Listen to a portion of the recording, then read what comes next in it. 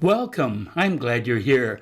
This is D.L. Hughes from VelocityWriting.com, where you learn to write with speed, passion, purpose, and profitability. You can know if your writing is good, and writers need to know their work has merit. It's a powerful source of encouragement. Most writers have self-doubt. They write a paragraph and then they stop and analyze or second-guess it.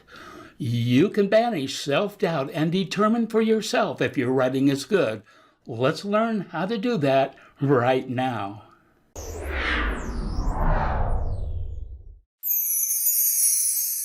If you're new here, please subscribe. Also, click on the bell for notifications. I have expanded bonus content on this and related topics with links to sources and resources on VelocityWriting.com. See the direct link to the blog post in the YouTube description. We start with the awful truth. Everyone is a bad writer when they begin. So rejoice in that.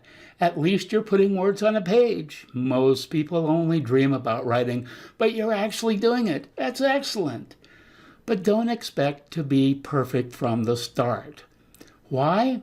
Well, first, because most people learn to string words and sentences together in schools from teachers who are only concerned with the nuts and bolts of grammar. That's where we get the crazy idea that writing is only good if it is grammatically correct. Well, grammar may be the science of writing, but the art of writing is different and it transcends grammar. In my experience, teachers often have few creative sensibilities. As a result, too many students think reading and writing is a form of punishment. But reading and writing are not punishments. They are the secret joy that gives meaning to everything. I'm not going to assail teachers who are lesson plan or standardized test centered rather than being student centered. I'm going to suggest you take every opportunity to encourage children to write whenever you can.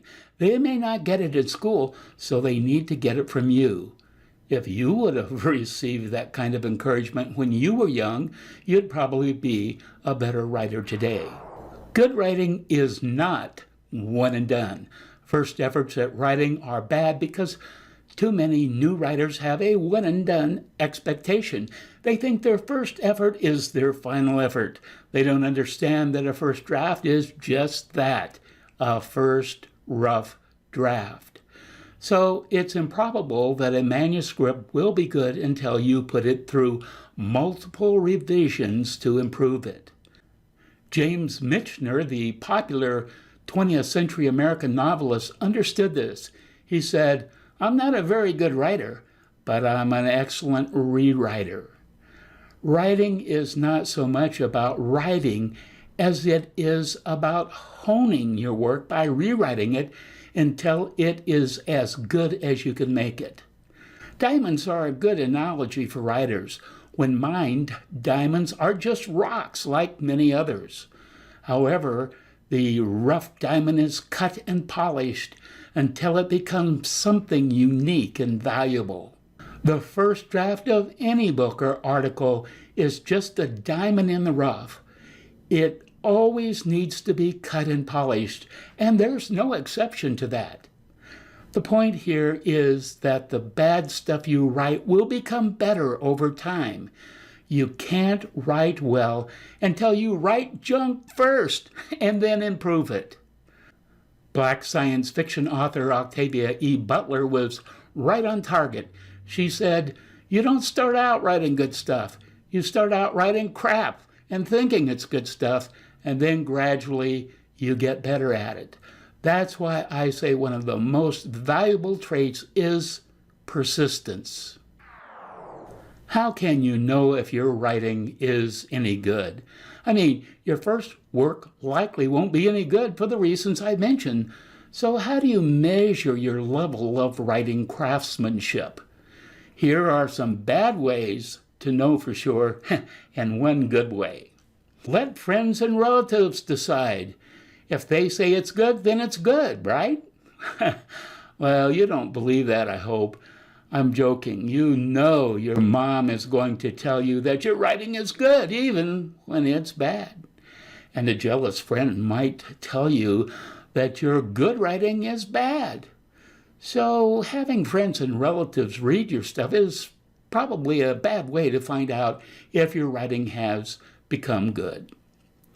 Some writers think acceptance of your book by a mainline publisher is the mark of good writing.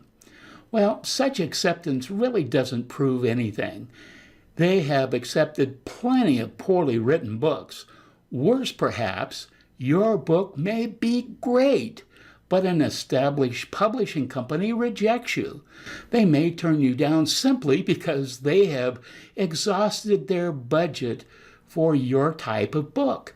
That has nothing to do with the quality of your writing. The novel Gone with the Wind, on which the movie was based, was rejected by 40 publishers. J.K. Rowling's first Harry Potter book was rejected by 12 different publishers.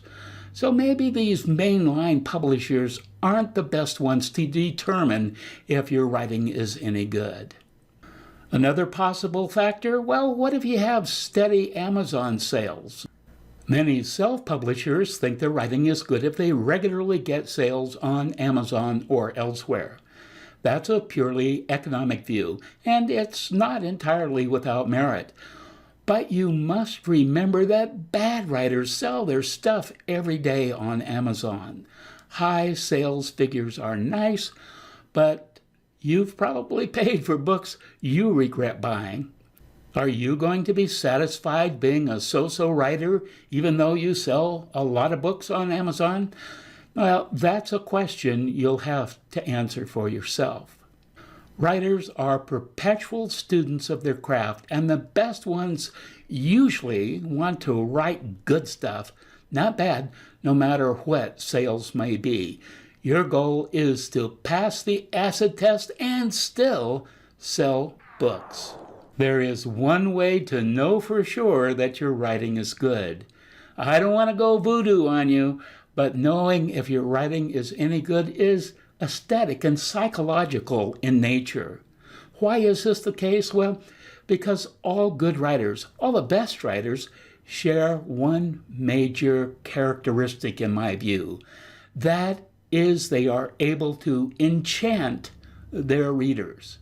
Enchantment is defined as a feeling of great pleasure or delight, or being under a spell or magic. You know you're a good writer when you're able to change the mental state of your readers. That's the main purpose of all fiction and nonfiction. You want to transport readers to a different place in their minds. When you have the power to take them from where they are mentally or emotionally to the place where you want them to be, you have gained mastery as a writer. Well, how do you know you have become a good writer using this criteria? Well, it's the day when you start enchanting yourself with your own writing. You read a page and say, "Dang, did I write this?" Yes, you did. Once you enchant yourself like that, you have the power to enchant others. Work at improving your writing skills so that you can do that. Have a great writing day.